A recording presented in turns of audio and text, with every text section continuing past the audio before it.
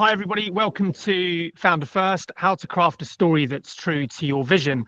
As Sam said, I'm co-founder of Dojo Films, his business partner. I'm really excited about this session, not just because I get to talk with both Kevin and Sam, two people who are very knowledgeable in this space, but this topic really is pretty personal to me and what we do. As you may or may not be aware, Dojo hosted the pitch booth at London Tech Week just last week. And what really stood out for us was that founders get it.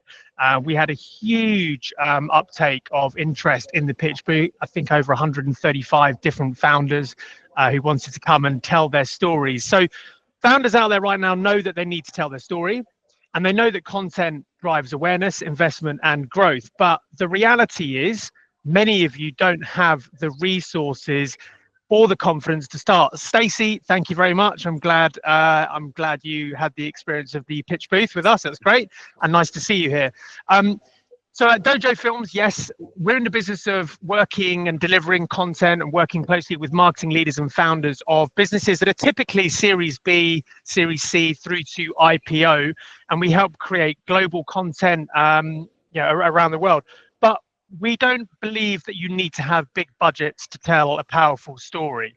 And we've proven that by doing it ourselves. Sam and I actually launched the What the Fuck Happened podcast, and it's just a couple of co-founders talking honestly about the messy, behind the scenes journey of building a business. And since we started sharing that story, our own engagement has gone up, and we've had a lot more authentic conversations with prospects than we've ever had before. And if any of you follow either of us on LinkedIn, you'll also know that we're both avid users and daily contributors on the platform, even if we do find it somewhat cringe at times. So we're going to hear from two fantastic people today. As I said, we've got Sam here, founder of Dojo, and my business partner, the brains behind much of our storytelling work. Welcome, Sam. Thank you for having me.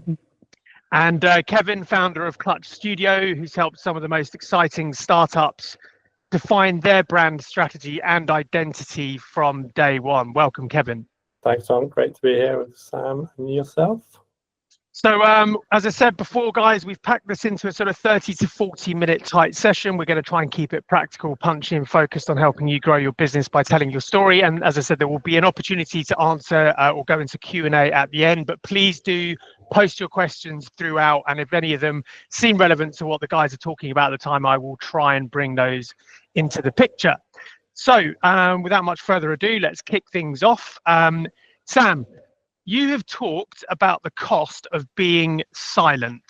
Can you expand on what you mean by that and why it's especially important for founders right now? Yeah, cheers, Tom. I'm going to say I do remember you, Stacey, coming to the pitch booth and definitely not being silent. You're the archetype of the founder who wants to tell her story. And I think we talked about the sort of the attention economy. It's a bit of a nicky phrase, but it is true in today's world that there is this sort of constant thirst for attention around people trying to tell their stories, especially founders who are so passionate about their ideas. And this is really talking about the idea that your silence is your competition's opportunity. If you don't have any competition, then you're obviously doing something truly unique, and that's even more reason to shout about what you're doing. So really I wanted to talk about, in terms of founder-led storytelling, the why, what, how, and when. The why is specifically just the huge opportunity for founders to not just tell stories through their brand, but through themselves.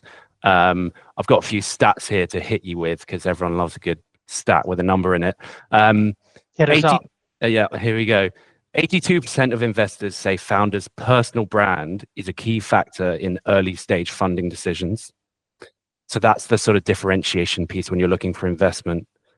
Brands with visible, outspoken leaders grow 58% faster than their peers. So that's all about visibility.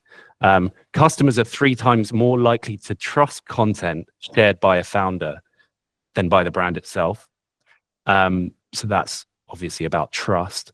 And posts from individuals on LinkedIn get 561%, so nearly 6 times % more reach than company posts. So that's really about the why. It's just a huge opportunity to leverage this sort of storytelling piece that a lot of people don't at an early stage because it's too much time and effort. And I think that the what, how, and when we're going to talk about throughout the session.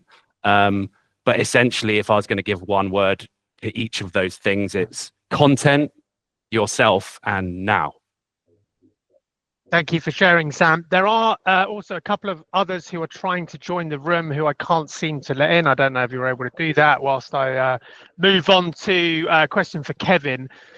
From a brand perspective, we are living in a crowded attention economy right now. So what does that mean for the founders who are building their brands in the early stages?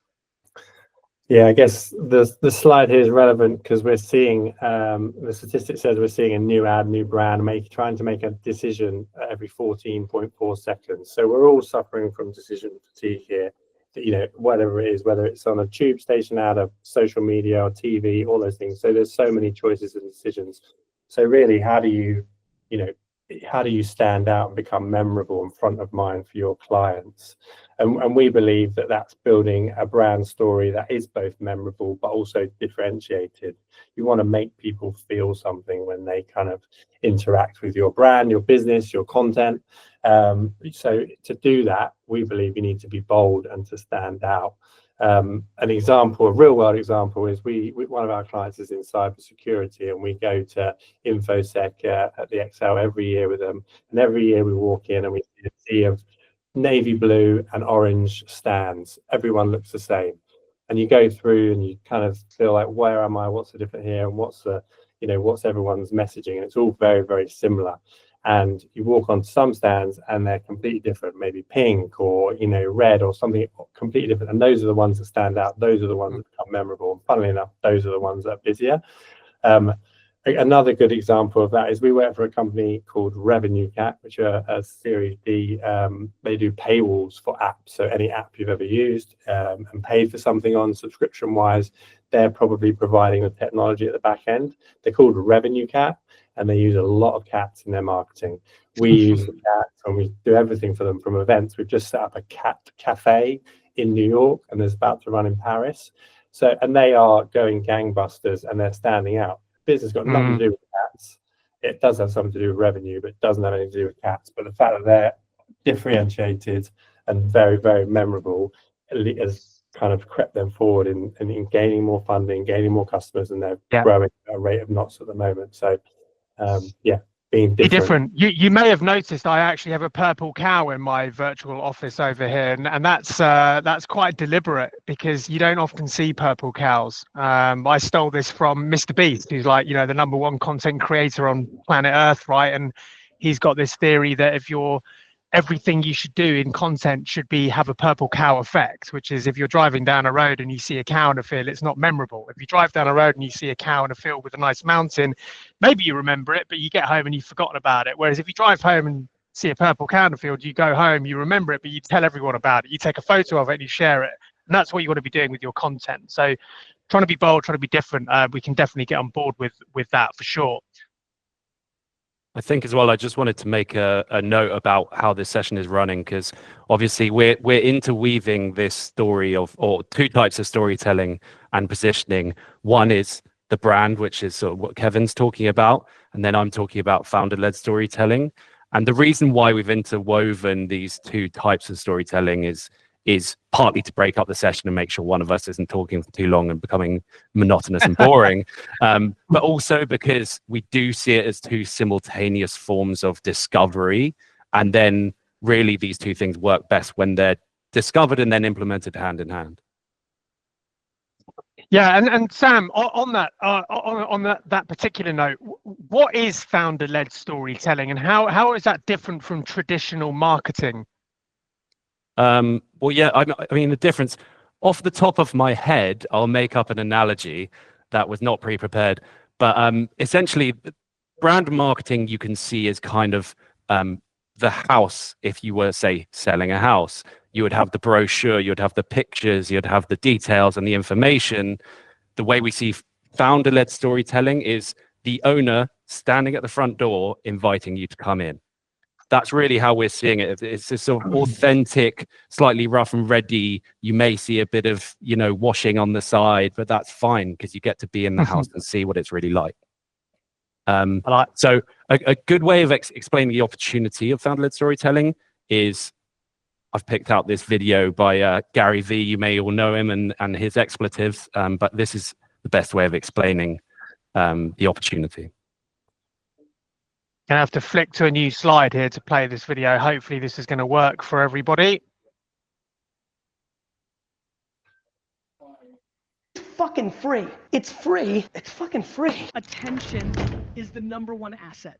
I don't know if anybody's paying attention to what's going on in social media. The first decade of social media was more like email marketing. You had to build an audience, then you would post, and a small percentage of them would see it, just like email, right? You get 10,000 people on an email, you get 25% open rate, da-da-da-da-da. Same with social. That's not what social is now. We're now living in the TikTokification of all social media, which means your individual post, the people in this room who've never posted once, post tomorrow with 0 followers, and it may get 5,000 views because it clicked on the algorithm, because the first 10 people that it randomly showed it to, 3 of them thought it was good. And away you went. This is the greatest opportunity. It's fucking free. It's free. It's fucking free. So yeah, sorry about if that language is a bit too rich for you, but it does make a point. And the idea is really simple, right? You're looking to build trust, and if you're looking to leverage the algorithms online, or in Gary V's words, the TikTokification of social media these days, it really is built on authenticity. And founders have an incredible opportunity to take their idea and just open the door to people and let them in. And I'll leave out one word of Gary's mantra, but it is free. You can do this for free, and founders can reach thousands of people by just showing up and speaking honestly. And look, just to add to this, guys, like Sam and I are doing this, and this has been one of our core strategies with Dojo Films, right, for the past sort of probably 3 years, if not more. And it's where we get the majority of our business, and it is free. There's a time cost, of course, but utilizing the platform and building that audience is free. Yeah. Kevin, Sorry, Tom. I'm just going to sort of back that up as something that we've been doing, and I've personally been doing since August last year, is, you know, putting content and writing on LinkedIn and I've seen the statistics go crazy, and, you know, from August to Christmas, I had something like 250,000 extra people had seen myself and Klutch as a business, where that wouldn't have happened if I just, you know, just didn't do anything. So that's yeah, it really resonates. and it's free. Sam, there's some more people trying to join. Perhaps you could let them in. Another question for you, Kevin. Where does a strong brand strategy begin?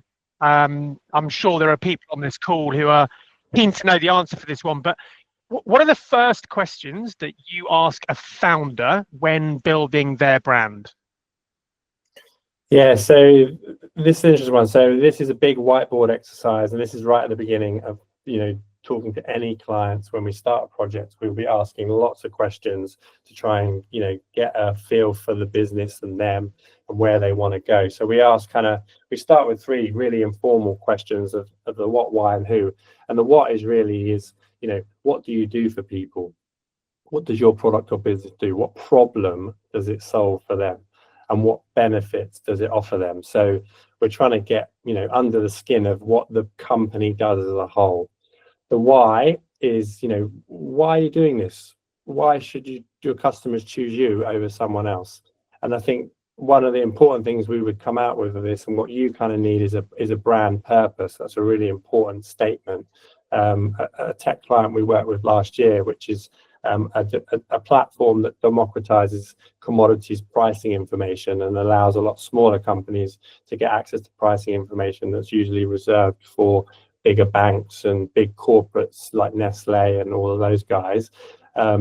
Is their brand purpose, or their why, was we literally impact the prices of products that are on the supermarket shelves for everyone in the world. And that is a really powerful message that everyone can get behind, whether it's staff, team, or customers. So that's really important. And then the who. So I'm sure you all know what an ICP is, ideal customer profile. You really want to dial in your audience, depending on what stage of startup you are, if you're kind of still in stealth, you still might be trying to work out and refine what that is. But once you get into that point where you've tested and got some feedback and you're moving forward, you want to really kind of nail down that specific ICP, because some people come to us and say, we want to be something for everyone. And you can't do that. You can't make messaging, you can't make a brand, you can't make content on LinkedIn for everyone. You've got to be very specific. So fill in as much information about a customer profile as you can, from name to where they hang out to where they work, their salary, their family arrangements, their car, what they like to watch on TV, their drinking habits, coffee, what, you know, all of those things. And the bigger the picture you can build, the more specific you can be to how you talk to them. I think that's really, really key there. So yeah, so we ask those, and that ends up in a big, crazy whiteboard of scribbles, and then that starts to get distilled into lots of things: brand strategy, messaging, brand identity, all those kind of things. Yeah, appreciate you sharing that, Kevin. And now I think what I'll do is just just ask Sam, like, why that's also so important from a video perspective, because I think, you know, you can post a piece of content, right? And we have this with various customers at Dojo. They'll ask us to sort of, we want to do a brand video or a product video, and they try to put everything into one video, and it's trying to speak to everybody, and it doesn't particularly land well. So Sam, wondering if you've got any thoughts to add to that at all. Yeah, I mean, from a video perspective, audience is like the number one piece of information you need in order to make sure that that piece of content is hooking them immediately. You know, quite often traditional video production companies are like, hey, give us a brief and we'll make the thing. And we're quite often now having to be more consultative and say, no, we need to know these bits of information which Kevin is talking about before we even think about like rewriting your brief, essentially, and holding people to account on, you know, who are the audience, what do they care about, what's going to hook them in that first 4 or 5 seconds, where if you haven't hooked them, they're gone. Again, the attention economy thing is so based on this core ICP that Kevin's talking about. Yeah. And Kevin, your brand canvas includes company, category, audience insights. Can you break down how a founder can start to fill that out for their own business as well, please? Yeah, so those who don't know, a brand canvas, as we call it, is kind of a strategy on one page. We sort of are thinking that if your strategy is too long and it can't fit on one page, that it's probably going to be difficult to understand. It's not going to be easy to implement, and you know, it's hard work for you. So try and get everything onto one page in succinct sentences. And what that is, and why this picture is on screen, is because that really is a game of whack-a-mole for you. So on the previous slide, we talked about what, why, and when, or who. Sorry. But this time around, we're talking about getting into the real weeds of, you know, what can your company say that no one else can? Is it your founder-led story? Is it the piece of tech that you developed? Is it, you know, what's something that you can say that no one else can? And we're trying to basically, you might start with 50, 60, 100 things, and we're trying to get that down to one succinct thing that you can say about your company that possibly no one else can. A brand strategy in its sort of form is got to be credible, ownable, and unique. So, you know, it's got to be backed up by product truths. It's got to be an ownable, and it's got to be unique. So it's, you know, it cuts through and beats your competitors essentially.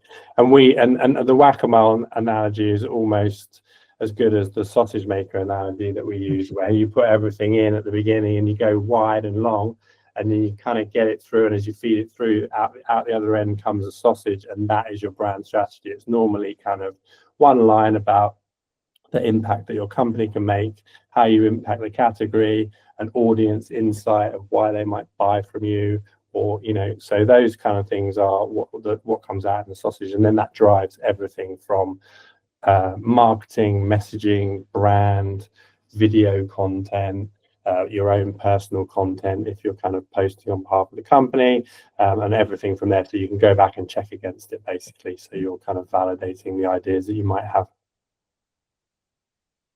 Pretty difficult to forget the sausage maker analogy, I think.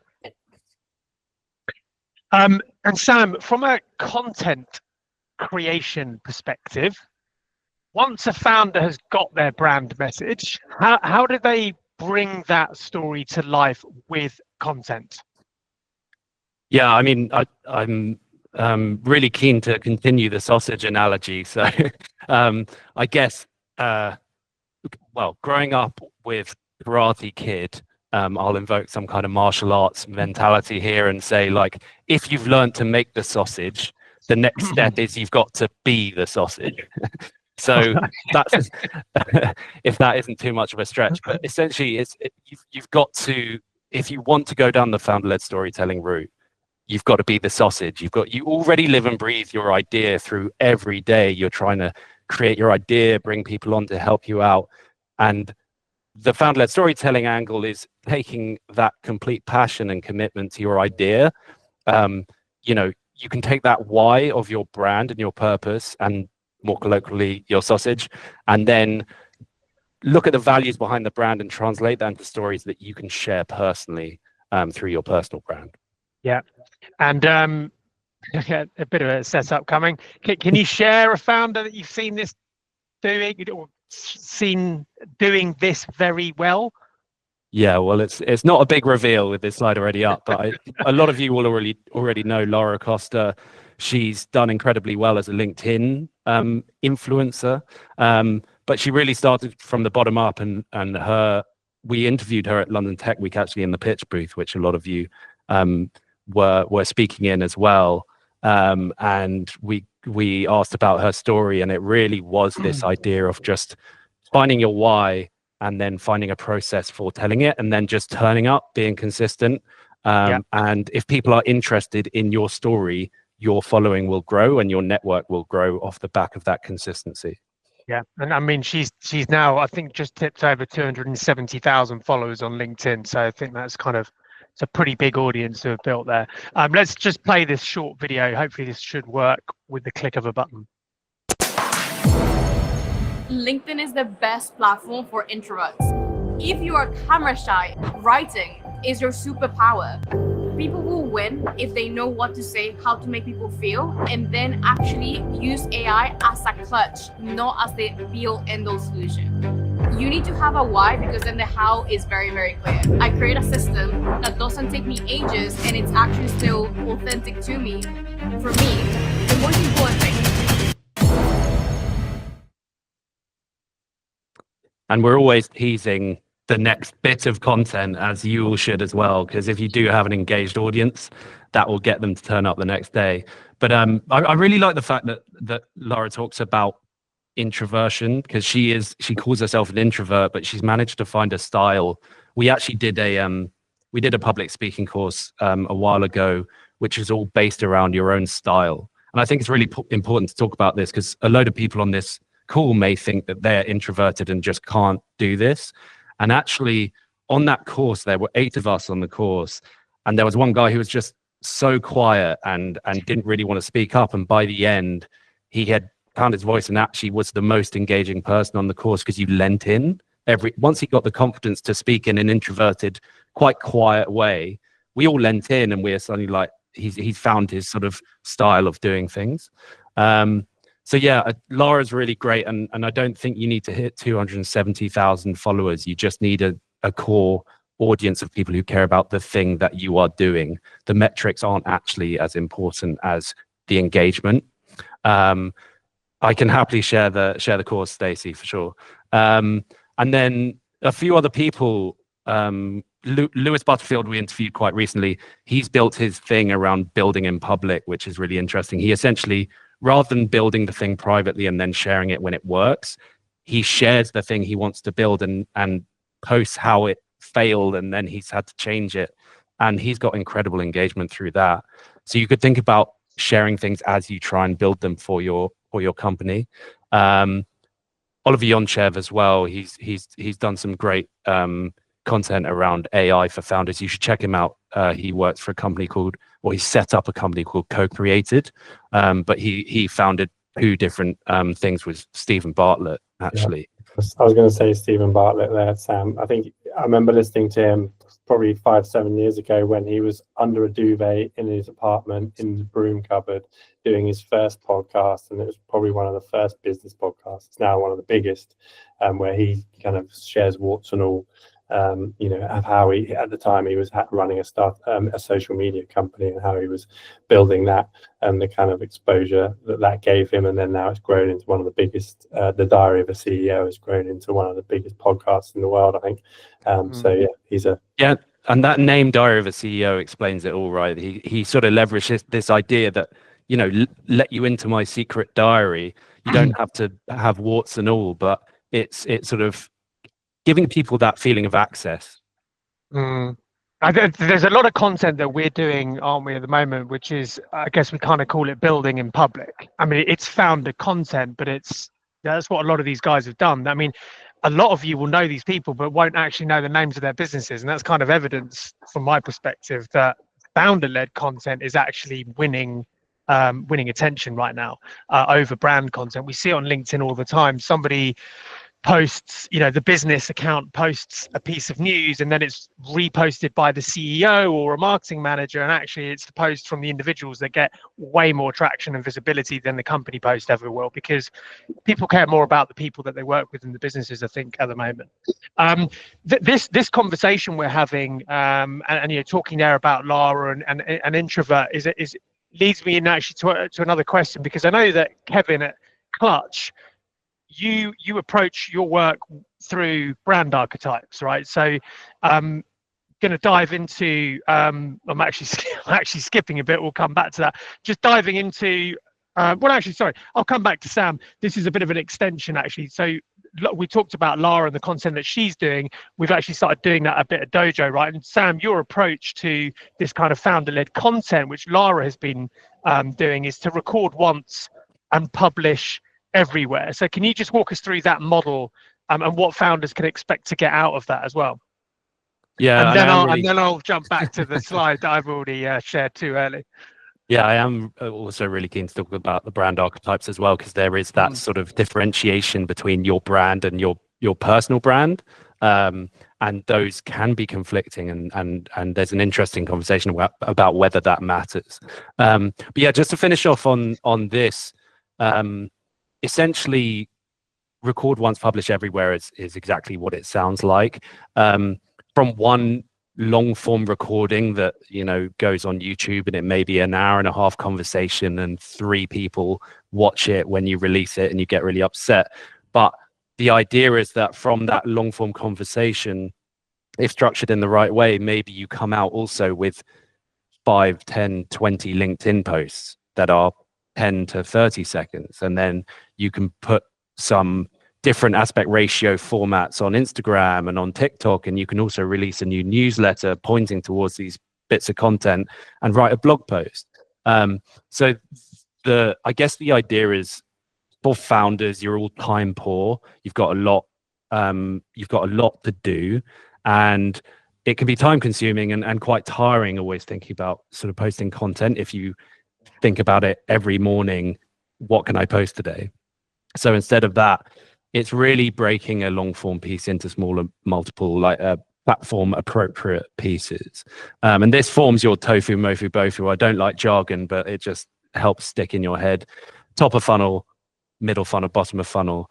The top of funnel stuff will just be, maturing your channels, even if it is just a few hundred people at first.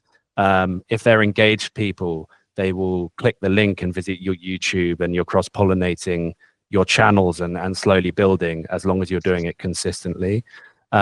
So we had 2 strategies we implemented a while back, which were the What the Fuck Happened podcast, and then the Dojo Digest. Dojo Digest was just Riverside, get people on for half an hour, people that we're interested in. Really easy to get even your ICPs to come on and have a conversation with you. Within that conversation, you may even end up winning a customer. But it's having an interesting conversation, breaking it into bite-sized chunks. And then the podcast was in person and a lot more high touch, and we invested more time in curating the right people for that. But making sure we had a plan. Riverside's really great, actually, if you guys want to use a tool for automation. If you can have conversations on Riverside and you're not too precious about how things look and how the cuts are made, it will give you 10 AI cut sound bites that you can use for LinkedIn, write a blog post through ChatGPT, and just drive everything towards that long form conversation. Yeah, really, really good way just to get started. I think if this is the first time you're doing it, this is we'll get into some tools, some further information on tools a bit further down the line. But yeah, there's some fantastic resources out there that enable you to literally set up a call, jump on, speak for an hour, and you've got content that you can schedule and run for a month. Really easy and costs next to nothing. I'm now going to go back to the archetype thing with Kevin. Brand archetypes are a big part of your process, and so if you can kind of talk to the founders here about how do they go about identifying theirs, how does that shape their creative, and to touch on that point that Sam's made there as well. I'm specifically asking Kevin about brand archetypes now, and that can differ to your personal archetype. So if you could just tap into that as well, Kevin, that'd be great.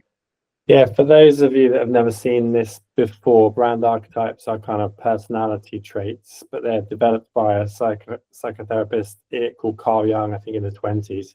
And basically, almost every brand has a brand archetype to them. So they've all been through this process to work out, what brand archetype they are. It's based around 4 kind of human needs at the center of the circle, which are provide structure, connect to others, leave a mark, and the spiritual journey. And then that spills out into feelings, and then that gives you an archetype around the edge. So it's a pretty fun game to play. It's very much like the kind of whack-a-mole. There'll be some healthy debates about this if you do it within your team. It's not always what it seems, so be careful of kind of which ones you choose. As a way of an example, you see on the left, you've got creator. You'll see Adobe and Lego down there. And what the creator really wants, a lot of people want to be a creator because they think you're a startup or you've created a product. But what that really means is you've got to continue to create. So for example, Lego always producing new Lego toys or versions of or partnerships with, and same for Adobe. They're always developing out their product line and creating new products and enhancements to that. So be careful which one you pick, and definitely have a healthy debate. About your company, that's same. It's relevant to you as a person as well. So I think if you are an introvert and you don't necessarily see yourselves as one of these, but you could act like it on behalf of your own personal brand, it's definitely possible to choose one of these, and it can almost become your mask that then allows you to put that mask on and speak or deliver content or write in a certain way. So definitely, go through the exercise for your business and your company, but also go through it for your personal as well. Most people are present in all archetypes, but there's normally one stronger one that you'll lean towards. And that's, where it gets interesting. And then that drives, again, color palette choices. It drives kind of copy, messaging, how risque or safe you are with your messaging, and lots of other things from there from a brand perspective as well. And the same for your content. Kevin, Angela, hi there, Angela, and thank you for your question. Angela's asked whether her personal brand archetype should be the same as the company's. Yeah, there's kind of just what I covered off. I think it could be, but it could also be different. I wouldn't necessarily choose polar opposites, like on the opposite side of the scale, just because they'll kind of clash. But you could definitely choose one on the same side, and you can definitely have a play with it, and they can be different.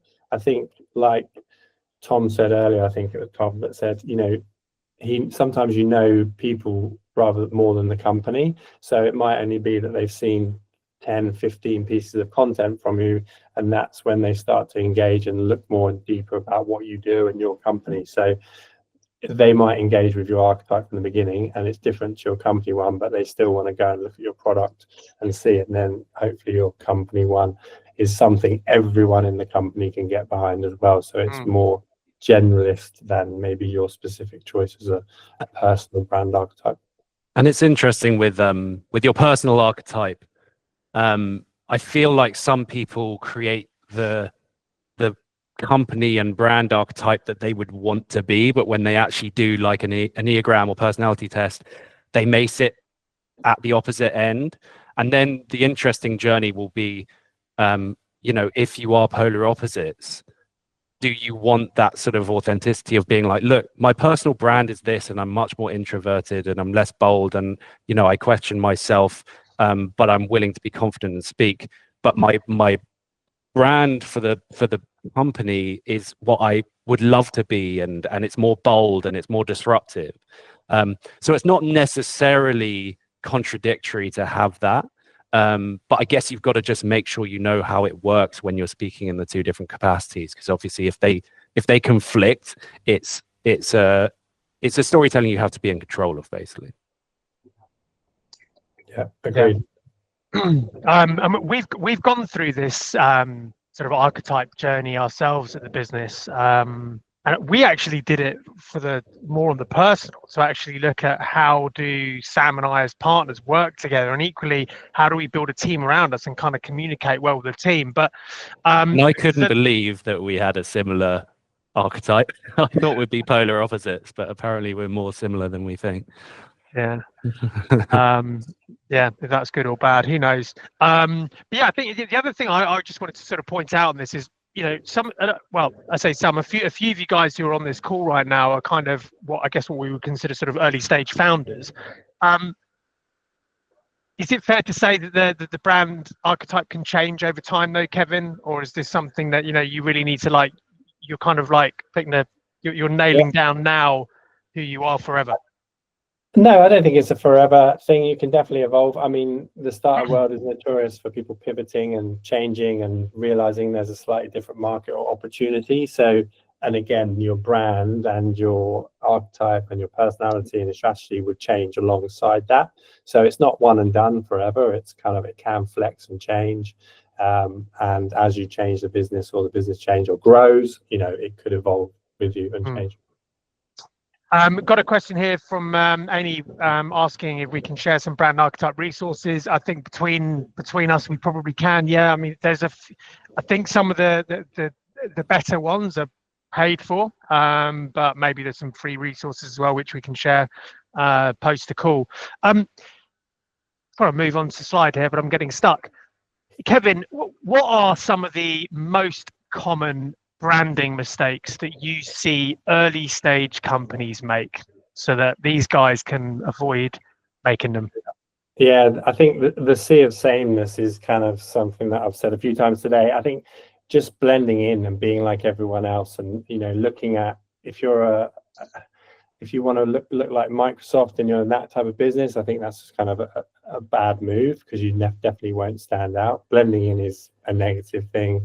Looking like everyone else. The reason this ad is on screen, I don't know if anyone's ever seen this before, but it's a Levi's ad from the 80s when they were struggling, their business was in decline, but they approached an agency called BBH, which is still going today, and they came up with this ad, and it was basically to launch Levi's 501 black jeans, and as you can see, it's a black sheep, but it's actually a bit more of a story than that, in the sense that the tagline at the bottom, "When the world zigzags," is saying basically, when everyone else is going one way, you go the other way and you stand out.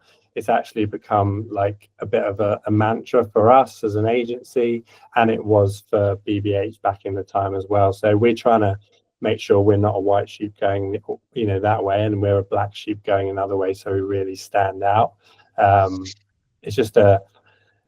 It's what we believe is, if you're comparing like for like on product and service, if there might be a differentiator in that brand, tone of voice, messaging, your content, for example. I think that the world that we live in now, with the amount of content that's out there, it is tough to stand out.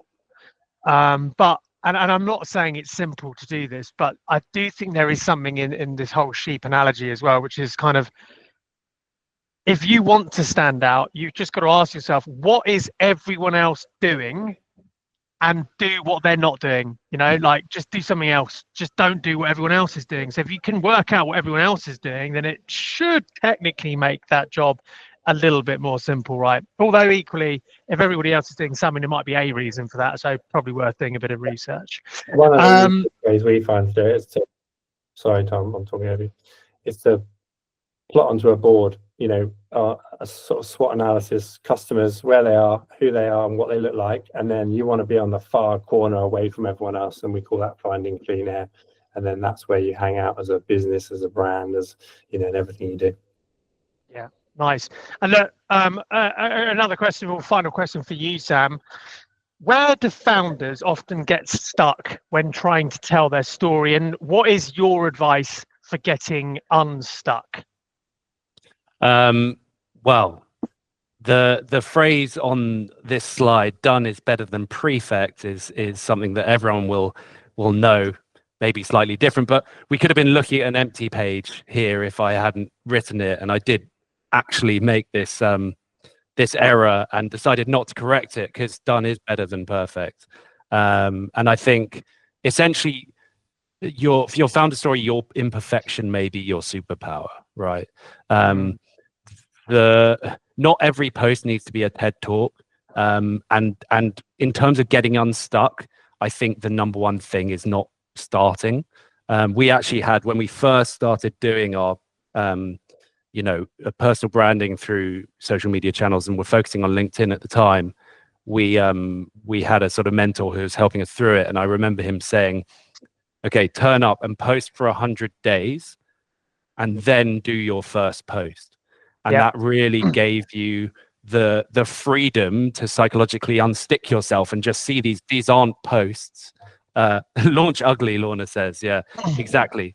Once you get going, like doing this, and we've sort of learned from it in that it's a muscle, and it is like training a muscle. And as you get better, your muscles get more efficient.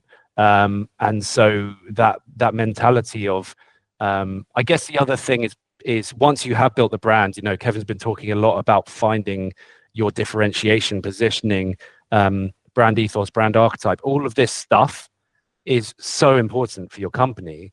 And then when you think about doing the founder storytelling stuff, you may think, well, I can just hide behind all of this work I've done and it looks really glossy, and that's really important. But there's a huge opportunity to also do this authentic style storytelling and leverage yourself as a passionate founder. And I think sometimes people hide behind their brand. And with founder-led storytelling, you're saying you are the differentiator for this type of storytelling. I just want to add to this, actually.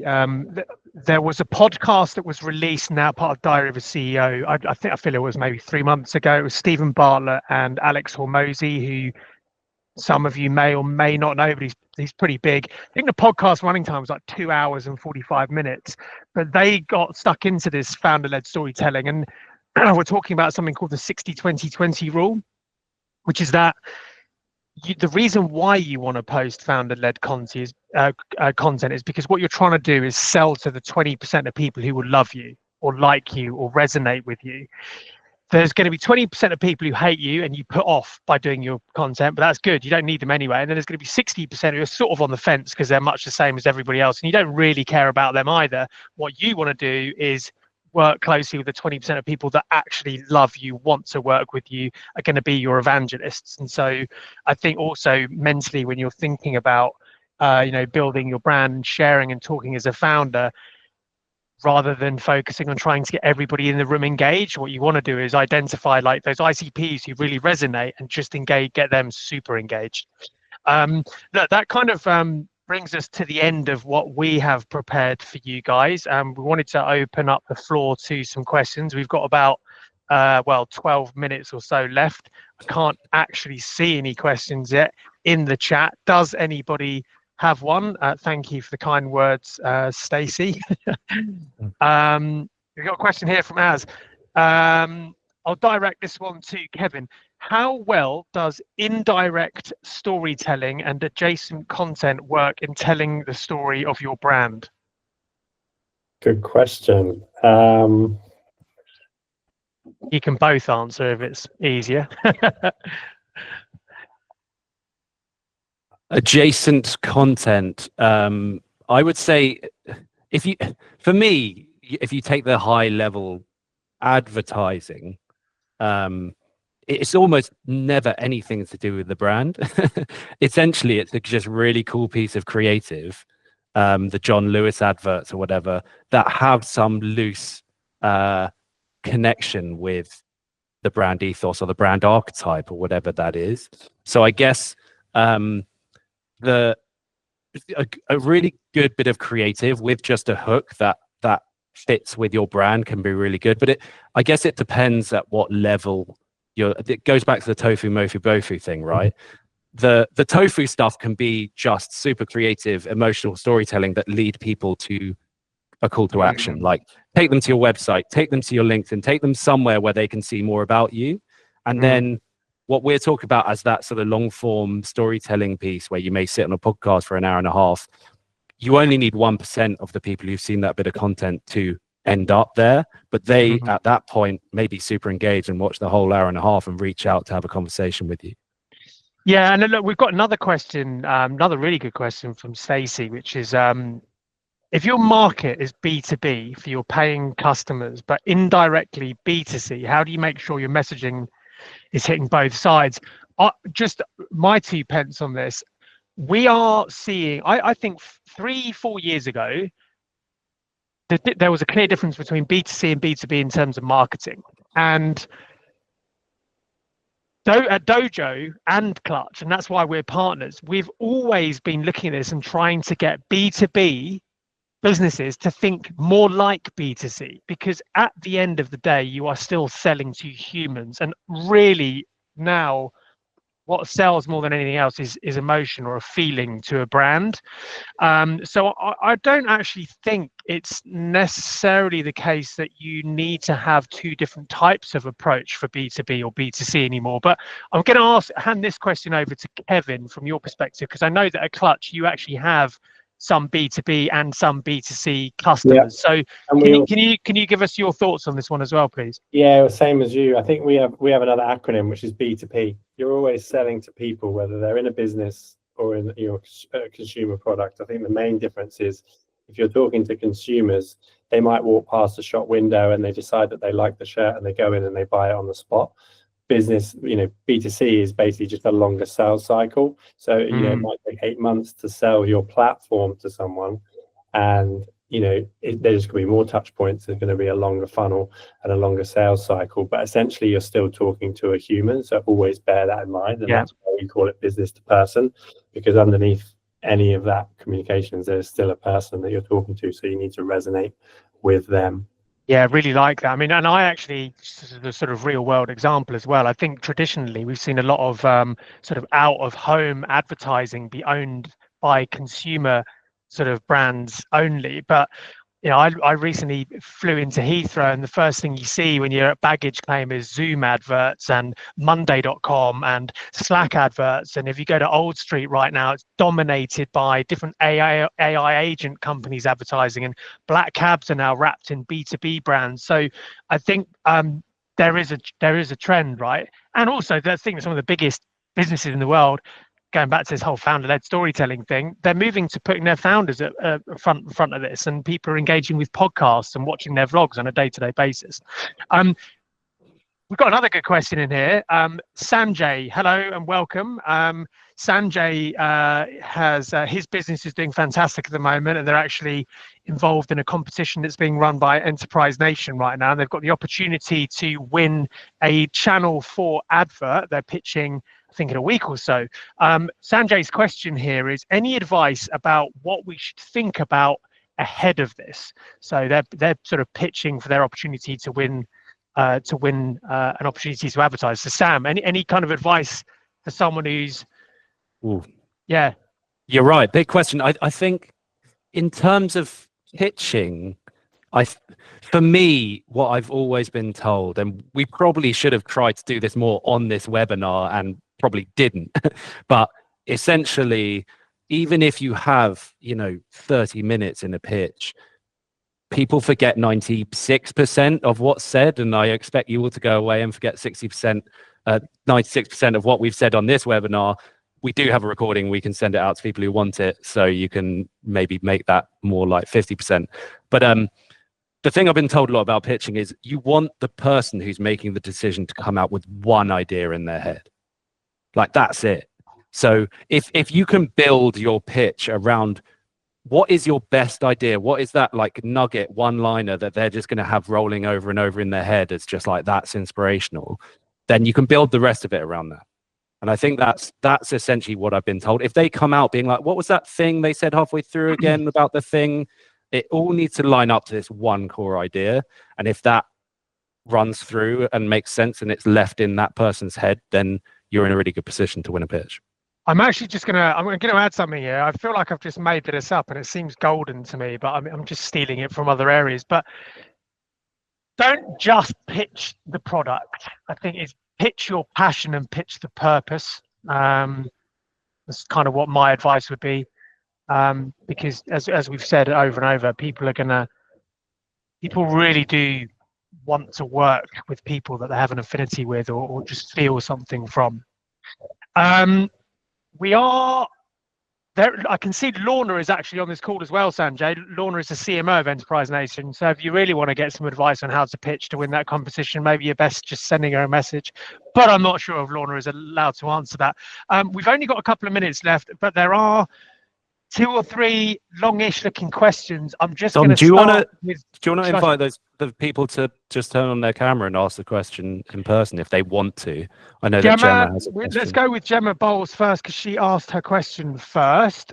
Gemma, are you able to turn your video on and audio? Are you able to speak? Hello. I've just got out. Sorry. Lovely. Good timing. Yeah, so mine was basically on LinkedIn. There seems to be really shadow banned with like words like women or women's health or periods or endometriosis. I've got an endometriosis app called Endy, and I'm really trying to build like my own brand on there because we're going for our pre-seed raise at the minute, build my own brand, get myself out there, get the app out there. So how do I navigate that? Because it's already a subject that, I mean, lots of people are affected. It's 1 in 10 women. So most people know somebody if they're not affected directly, but there's still people that I guess shut off and don't realize how serious an issue it is. So how do I get around the shadow ban, but also like a really difficult subject? Yeah. People I think sorry, Sam, you go ahead first. Go ahead. Yeah, no, I was just going to say from, obviously me and Kevin have been talking about sort of the brand versus the founder-led side. I think this just looks to me like I can't advise on how to get around the algorithm or the sort of shadow ban.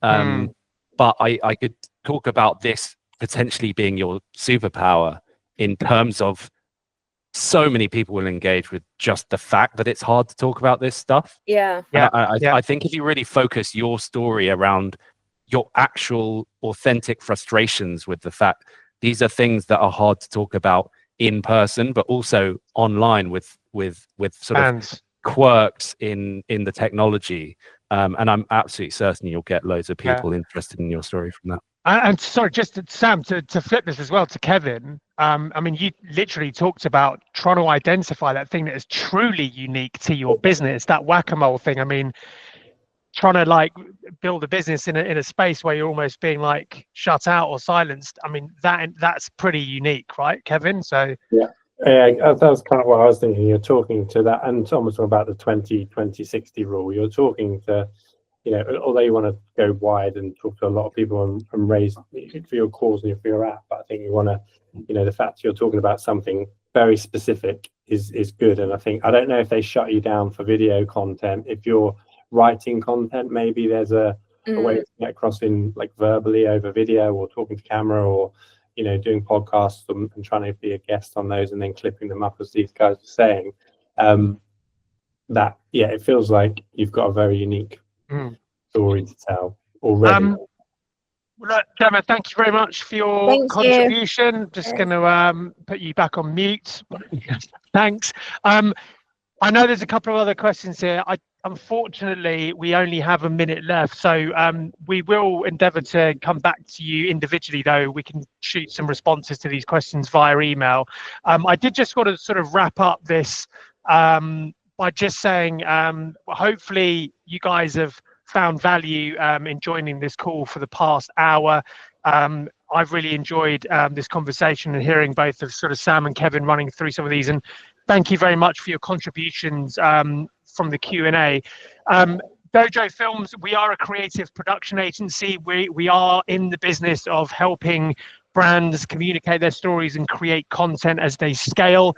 As I mentioned at the beginning, we've got experience of working with early stage businesses right through to raising funds at Series A to IPO and beyond.